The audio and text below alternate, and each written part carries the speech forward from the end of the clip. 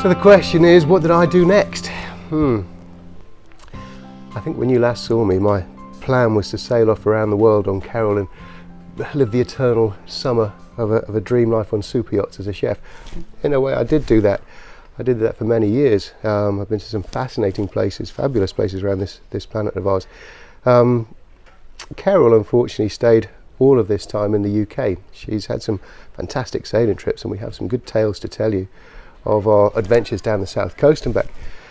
But she was never quite well enough to cross those oceans. And after 15 years of staring at her being not well enough to do that, I thought it was about time to get her well again. So this time we're diving into the deep end. This time it's a complete rebuild.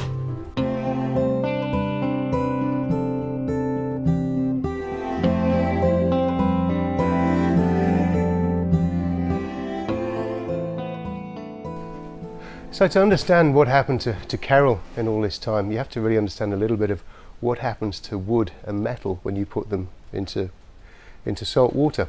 When you put different metals in, essentially you make a battery. Now, KERYL's planking is held onto her frames with copper nails. Then she has 5 tons of iron hanging down, which is a ballast keel, which keeps her upright. And then there are other components of metal in her. Now, all of those have a lovely conversation with each other across 80 years in salt water, and they slowly corrode. What's worse in KERYL's case is, although they've corroded and I could just replace them, they've also corroded the timber. What we find is that things that look okay on the surface are actually very, very weak behind them. You probably need to understand a little bit about how a wooden boat's built. You can imagine that there are the ribs that come down that make the shape of the boat. They have the planks that you can see wrapping over them, and all those things join onto what we call the spine timbers, and that's the keel, which to me is the big timber that runs her entire length. We have the stern post, which is this section of timber up here. We have the stem timbers, so several of them that join together, and inside the boat we have a lot of timbers that actually make brackets that hang all that together. Again, you'll get to see all this as we take her apart to her skeleton. Let me show you what happens to a big piece of oak after 84 years in salt water. This timber here is her stern post. Now this timber is oak. It sits down here on the keel. It's actually about this size inside, so it's a big slab of oak that these planks fit onto. And you can see where the screw fixings would be holding those on. So we've got this massive timber of oak that comes right up on the inside of the boat. You might see the tip of the iceberg here, but actually it's a big, huge slab of oak that comes right up. And then this counter timber, a little pretty tail, comes down, and it's like a fork, tuning fork that sits either side of that, and it's bolted through. And actually that timber comes down to here, and that timber is as wide as that when you get inside. So this timber, you can imagine, is absolutely essential to the strength of this boat. Sounds good, knocks good. If I take a chisel, I can come on in, go here,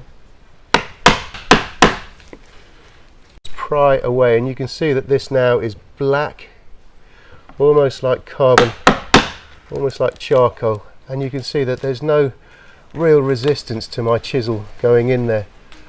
And this is 84 years of metals talking to each other through salt water and taking the wood out as they go.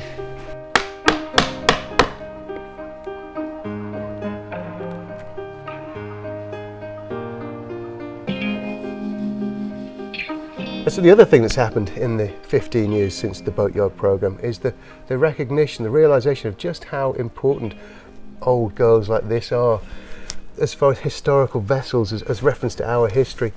I often liken sailing down the Solent on KERYL to somebody trundling down the road in a 1930s traction engine or steam engine.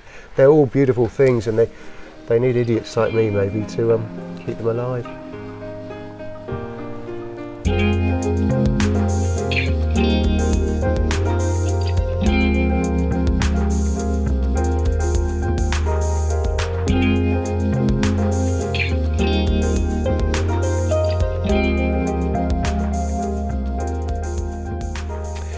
Of course, standing underneath a boat of this size now, you start to realise that when I say, oh, we're just going to change the keel timber, we're just going to change the stern post, we're going to pop some new frames and planks in, it's actually a massive, massive undertaking. The first thing I'm actually going to have to do before I can start building is taking apart. I think there's 2 months just in that. I could rip things off, I could beat things away, but it's so important always with a shape like this, you have to keep the shape intact. The first job I'm going to be doing is preparing to lift all of the hull of the boat away and up from this keel. So this is the ballast keel. The keel to me is the timber that sits on top of it. But this ballast keel weighs 5 tons. It's iron, it's bolted on with 8 bolts, and our job is to separate those bolts, separate all the fastenings and fixings, and lift the body of KERYL up into the air. So we leave that where it is. There's 2 ways to do that.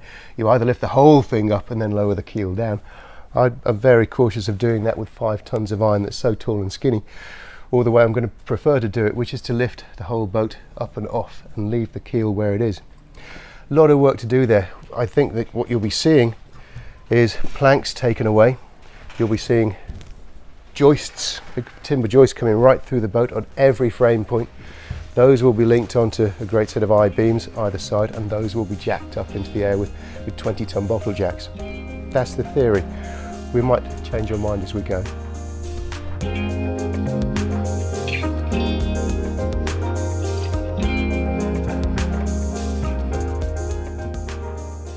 I think something to appreciate with as we look at a boat in this state, when we see this fine little detail of timber, all you see is a small timber. That's actually a square off a massive log. It's about this wide when you get inside the boat. This thing extends back here. Of course, I can't buy one off the peg. I can't just order a new stem for KERYL, please.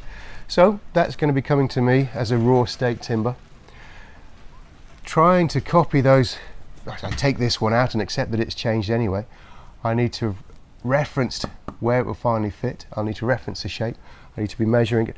And then the carpentry, the woodwork, to cut that in. There's a fascinating, a lovely bit of shipwrighting to do, which is the cutting of the rabbet, which is a rebate, or in shipwright terms we call it the rabbet, which is where these planks fold in to this big piece of oak that's going to be in there.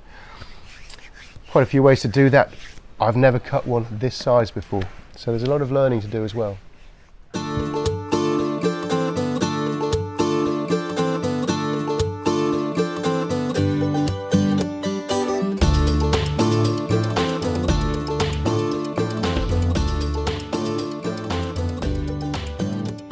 So when we last met 15 years ago, you might remember me steering KERYL from here, sailing down the Solent with Tom Cunliffe.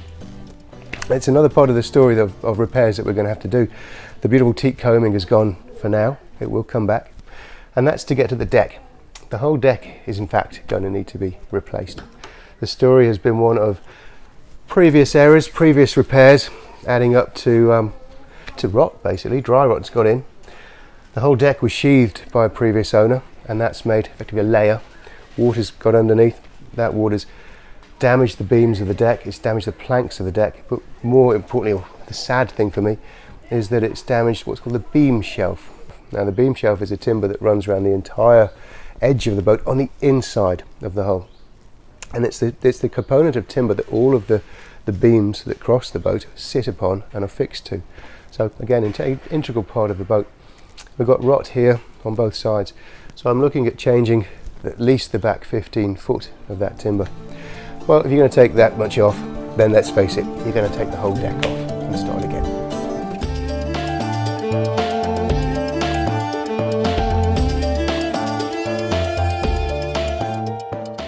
Another thing that's changed since the last time we met 15 years ago is that I've lost the urgency to get it back in the water now. I had that then, I had a reason to do it then.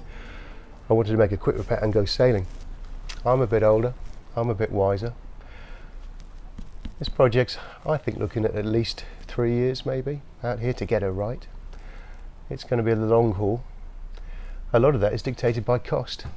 When you last saw me, I was a chef. I went on to chef and make a reasonable living as I travelled the world. Things changed for me. I'm back in the UK pretty much to do this, and I'm a gardener, so I don't earn half the money I used to.